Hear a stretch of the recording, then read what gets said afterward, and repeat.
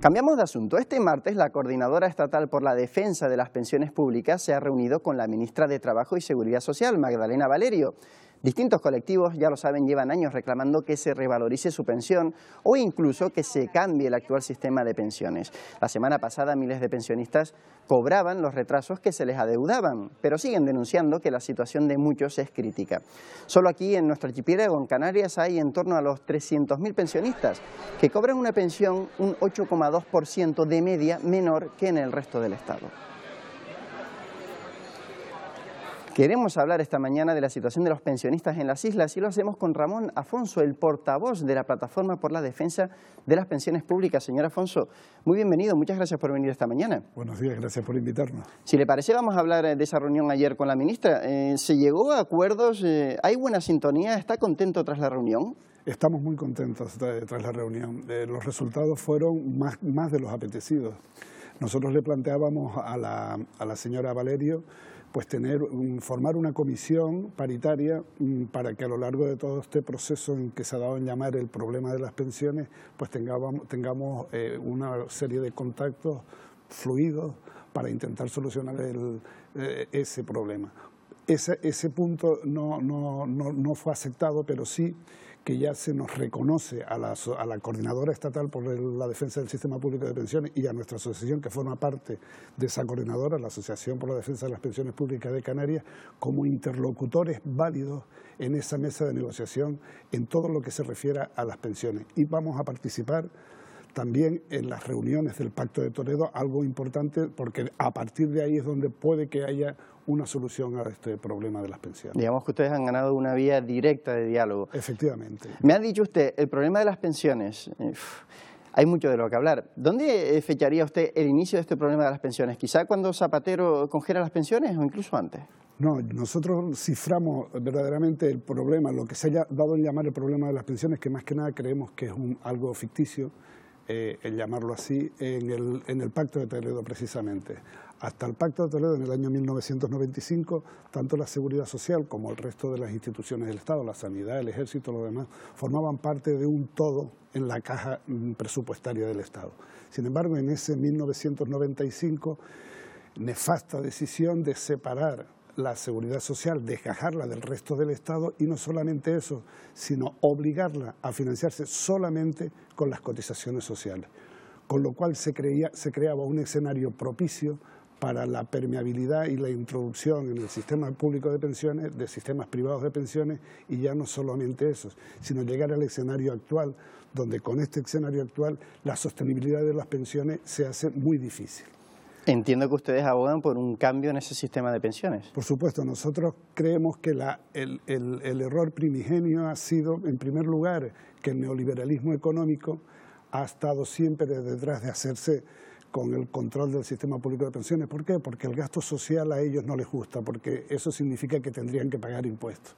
Por otro lado, porque los agentes bancarios y los planes privados de pensiones estaban ávidos de hacerse con ese dinero público para de esa manera tenerlo cautivo y utilizarlo a su gusto y durante el tiempo prácticamente de varias generaciones. Y en tercer lugar fue un error por parte de los partidos de la izquierda y de los sindicatos que no vieron el peligro que se encerraba con esa separación de la seguridad social del resto del Estado. Por lo tanto, ya estaba el escenario propicio para lo que se ha estado hablando hasta ahora, que es mentira, de la falta, de la insostenibilidad del sistema. Lo que pasa realmente en este escenario es que al obligar a la seguridad social a depender solamente de las cotizaciones, lógicamente el déficit en periodos de crisis iba a aflorar, y eso es lo que se estaba esperando. Cuénteme un poco cómo es la situación de los pensionistas en Canarias. ¿Cuántas personas cobran una pensión aquí en las islas? ¿De qué tipo y cómo son en comparación con otros pensionistas de la península, por ejemplo? Bueno, en Canarias estamos en torno a los 305.000 pensiones, que no quiere decir pensionistas, porque hay algunos que pueden disfrutar 2 pensiones. Y de esas 305.000 pensiones, 152.000 son pensiones que están por debajo del umbral de la pobreza. Ya no llegan ni siquiera al salario mínimo interprofesional, sino por debajo del umbral de la pobreza. Y son mayoritarias, como casi siempre que pasan estas cosas, en las mujeres. Las mujeres son mayoritarias en ese tramo de pensiones muy bajas.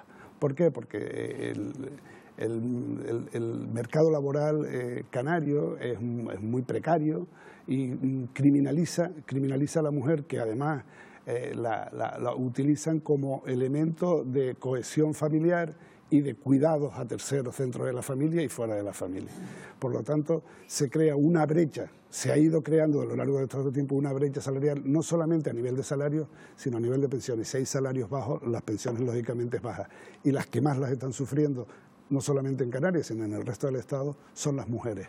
Es decir, que la consecuencia de la causa de nuestras pensiones bajas es el mercado laboral, por lo tanto viene de antiguo. Precisamente, es lo que le quería decir. Si no nos dejan a las pensiones, para que no haya un problema de las pensiones como tal, lo que tendría que haberse hecho era dejar que la seguridad social estuviera incorporada al resto del Estado, igual que el ejército, igual que la sanidad, la educación, todas estas cuestiones. La semana pasada se supone que tenían que cobrar los pensionistas ciertos atrasos. ¿Se ha llevado a cabo? Sí, el día 27 se han ingresado los atrasos, creo que en Canarias eran unos 29 millones. Y hay que recordar que esos atrasos no vienen del aire, esos atrasos vienen como consecuencia de las grandes movilizaciones que el conjunto de los pensionistas hemos llevado a cabo desde el inicio del año hasta ahora.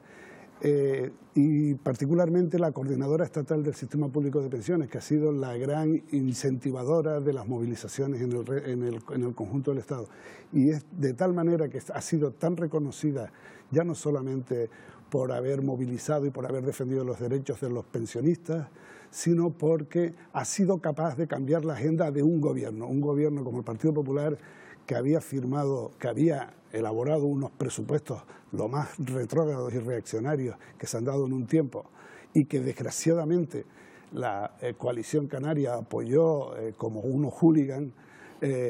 Nosotros, y gracias a la movilización y gracias al esfuerzo de muchos miles de compañeros y compañeras en todo el Estado, logramos revertir la situación y hemos conseguido una gran victoria, aunque parezca pequeña, que ha sido volver a que las pensiones se indexen al IPC real. Y hemos conseguido ese aumento del 1,6 para este año y un 1,5 para el año siguiente.